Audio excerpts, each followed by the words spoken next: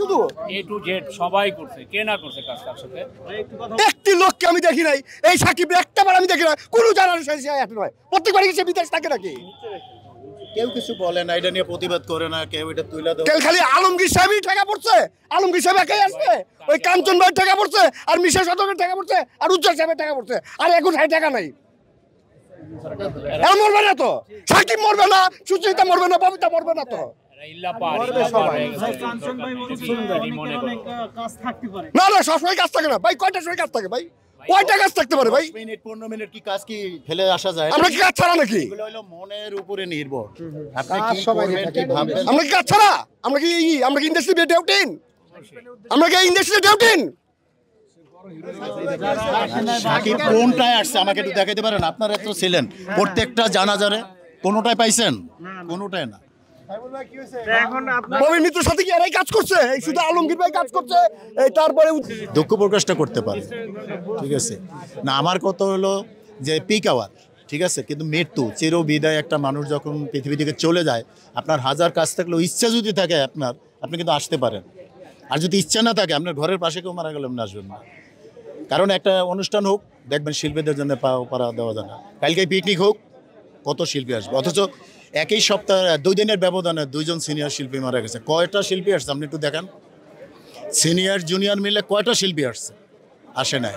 কারণ এখানে কাজের টাইমে ভালোবাসা, কাজের টাইমে আদর, কাজ শেষ কেউ কাউকে চেনে না, আসে না। তারা হয়তো ব্যস্ত আছে, আবার অনেকে শারীরিক অসুবিধা আছে, অসুস্থ আছে, সব সময় ব্যস্ত থাকে না, আবার অনেক অসুস্থ থাকে, এই জন্য আসতে পারে না। কিন্তু আসা উচিত ছিল। একজন এইরকম গুণী মাপের শিল্পী চলে গেল আমাদের ছেড়ে।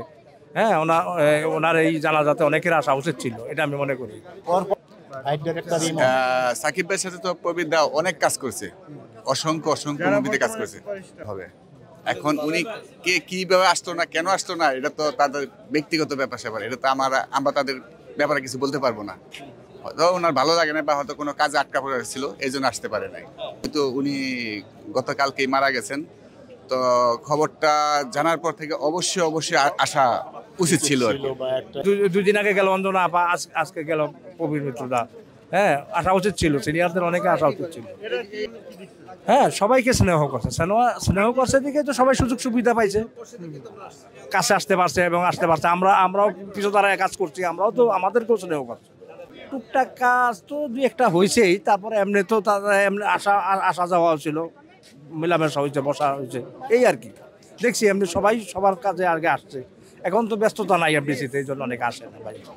উজ্জ্বল ভাই কাজ করছে, কাঞ্চন ভাই কাজ করে, আর কেউ কাজ করে নাই। পবিত্রের সাথে, অঞ্জনের সাথে আর কেউ কাজ করে নাই। শুধু মিশাই কাজ করছে। তাদের উদ্দেশ্যে একটি কথাই বলবো, আপনারা মরবেন।